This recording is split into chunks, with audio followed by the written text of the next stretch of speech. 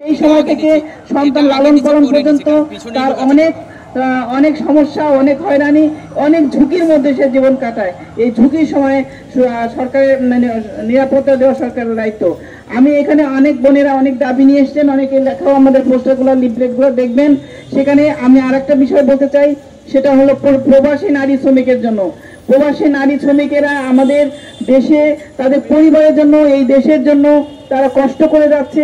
দেশে ফিরে এসে তাদের পরিবারের আশ্রয় পাচ্ছে না, রাষ্ট্রীয় কোনো সমর্থন। সম্মান আমাদের রাষ্ট্রের মর্যাদা। এটা শুধু নারীর ইস্যু না, এটা নারী শ্রমিকের ইস্যু না, এটা প্রবাসী শ্রমিকের ইস্যু না, এটা রাষ্ট্রের ইস্যু, রাষ্ট্রের সম্মান।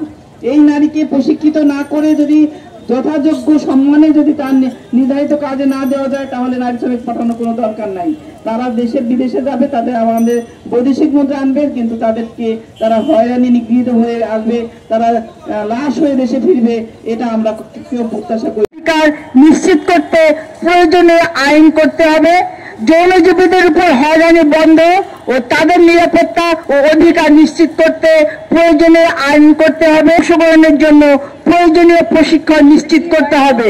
ক্ষুব্ধ নারী সমাজের পক্ষ থেকে আজ আমরা আমাদের এই 11টা দাবি নিয়ে এখানে দাঁড়িয়েছি, এই প্রতিবাদ অবস্থানে। সকলকে ধন্যবাদ।